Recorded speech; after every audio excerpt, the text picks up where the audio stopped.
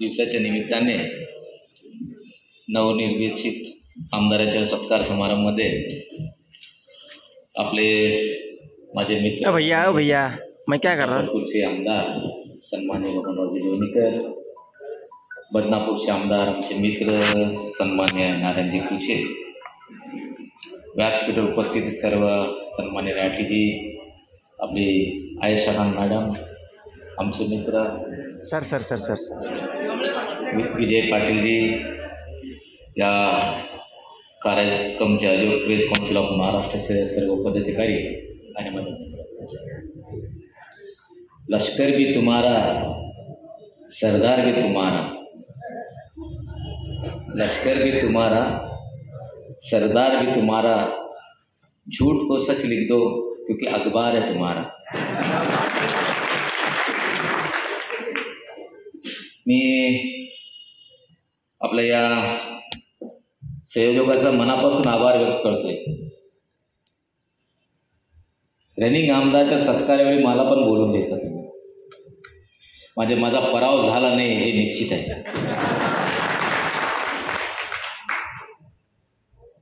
आणि आपला हा जालना पत्रकाराचा पंढरी आहे। आपल्या जालन्यात लोकशाही जीवन ठेवण्याचं काम कोणी केलं तर ते आपल्या पत्रकार लोकांनी ठेवले। निश्चित आहे, साप्ताहिक असेल, दैनिक असेल, इलेक्ट्रिक असेल,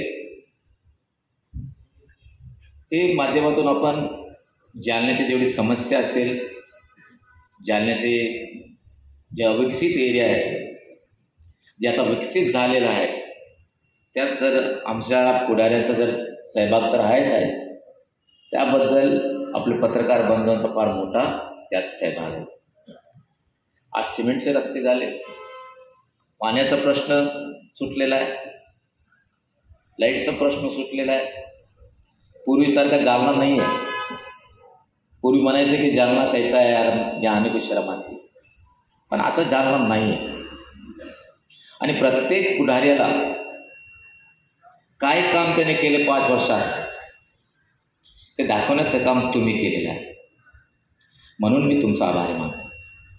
पण आपल्यामध्ये काही असा 2-4 लोक आहेत, मी सर्वांचं नाव घेत नाही, की खुट्ट्यावर बांधलेलं कसं असं तसंच आहे।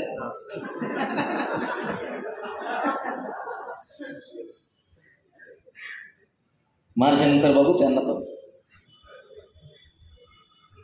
म्हणजे जसं माझी आणि त्याची खानदानी दुश्मनीच आहे। आता अभय भैया आमचे मोठे बंधू आहेत, त्यांचे माझं पण जमत नाही, पण आम्ही त्या लेवलवर कधी ते माझ्याबद्दल गेले नाही, मी त्यांच्याबद्दल गेले नाही। नारायणराव, आपली बातमी महाराष्ट्रात जालन्याची बातमी रोज येते, काही ना काही येते। महाराष्ट्रात तुमच्या बातमीमुळं की जालना केवढा मोठा आहे लोकांना माहीत पडलं। एक स्टीलची फॅक्टरीवर ITचे लोक बारात घेऊन आले, लक्षीमध्ये किती ताकद असते मला माहीत, पहिल्यांदा या निवडणुकीमध्ये मला माहीत पडलं।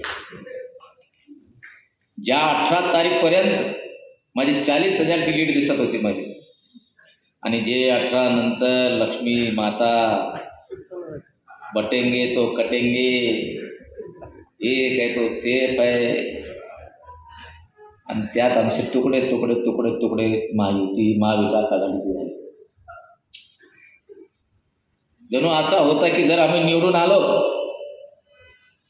तर हा महाराष्ट्र देशातच राहणार नाही, जसं हा पाकिस्तानचा एक अविभाज्य भाग किंवा चायनाचा अविभाज्य भाग होईल अशा वातावरण तयार झाला। आता त्याला काय करू शकतो? आता तर असा झाला, निवडून आलेले नेतेने या शहराच्या विकासाबद्दल बोललं पाहिजे की कैलास गोरंट्यालने इंजिनिअरिंग मेडिकल कॉलेज आणलं तर मी इंजिनिअरिंग कॉलेज आणेल, कैलास गोरंट्यालने जायकवाडीचं पाणी आणलं मग इकडून पाणी आणणार। आता मी काल बोललो आमचे आस्तींचे साप कोणाला म्हणतात? घराची बरोबर. पण या महाराष्ट्राला ते पण माहीत नाही अस्थिंचे साप काय आहे. आणि हा दुर्दैव जालन्याचं ते कोण पाचव्यांदा निवडून आला. आम्ही आमचं रडणं आमच्या स्टेजवर करणारच. काँग्रेसचा स्टेज आहे, काँग्रेस स्टेजवर आम्ही आमचं रोड. आम्ही नारायणरावला काही बोलणार नाही, बबन लोणीकरला काही बोलणार नाही. पण आमच्या पार्टीमध्ये आम्हाला जे लोकांना धोका दिला, आम्हाला जे हे केलं, आम्हाला ते केलं, आम्ही त्याच्याबद्दल बोलणार. मी नारायणरावबद्दल बोललो नाही. पण आता यांची म्हणजे केवढं हुशार लोक आहेत बघा.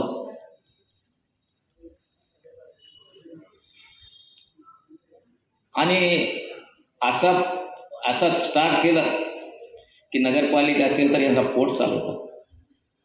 आणि मी म्हणतो बाबा, मी कोणत्या शेतकरीचं शुगर फॅक्टरी खाल्लं नाही,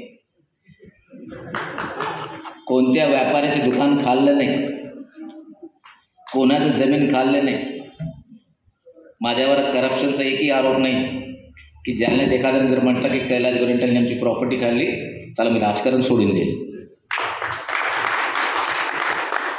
मी बोलायचं नसतं, बोलणार नव्हतं. पण आज जे बघितलं मी की अशा पिढी, अरे तुम्ही करा ना डेव्हलपमेंट, कोण नाही म्हटलं तुम्हाला. तुम्ही आणा ना नगरपालिका, कोण नाही म्हटलं तुम्हाला आणायला. तुम्ही प्रयत्न करतात, आम्ही प्रयत्न करतो. पण स्वतः करायचे आणि दुसऱ्याला आरोप करायचे हे बरोबर नसतात. आणि मी तर नेहमी समोर बोलतोय, कर्म इज रिटर्न, कर्म तुम्हारे वापस आएंगे. गीता में कहा गया कि जैसे कर्म करेगा वैसा फल देगा भगवान. आणि मी काल बोललो होतो की भूकंप येणार आहे, तुम्ही लक्षात ठेवा. त्याचा अर्थ तुम्ही राजकीय भूकंप लावून घेतलं, राजकीय भूकंप की दुसऱ्या दिवशी सर्व पेपरने कैलास गोरंट्याचा प्रवेश, कैलास गोरंट्याला प्रवेश. तसा काही नाही, खुलासा करून देतो नारायण. ते भूकंप वेगळे आमचे.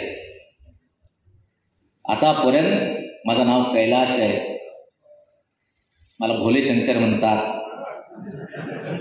जब तक सीधा है भोला है, और जिस दिन तीसरी आँख खुलेगा तो त्राही त्राही होगी, याद रखो.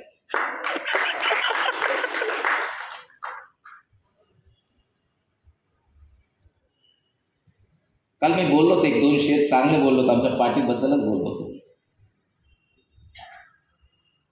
मतलब के है यार मगर दिल के सब काले हैं, मतलब के यार मगर दिल के सब काले हैं, मौका मिलते ही डसने वाले हैं, किसमें कितना जहर है ये हमको मालूम है, कि सबसे ज़्यादा सांप हम ही ने पाले.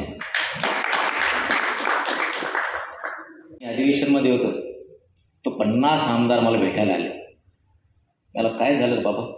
अरे बाप रे बाप, कितने बड़े सिटी का तो आदमी है यार, और वहाँ का आमदार. अशी म्हणजे आपली ओळख जालन्याची झालेली आहे.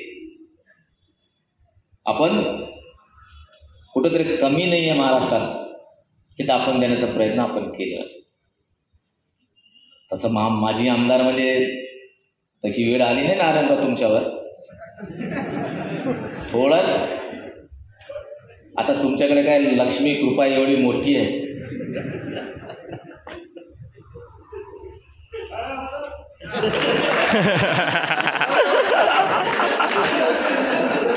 आणि त्या लक्ष्मीचा सदुपयोग आपण किती केलं.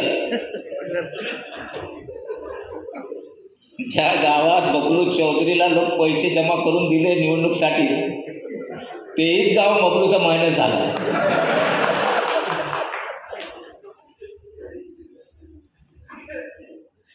अशी गोष्ट जेव्हा कानावर येते तर आम्हालाही वाटतं की आपण 5 राहुल थोडा सरक बाजू.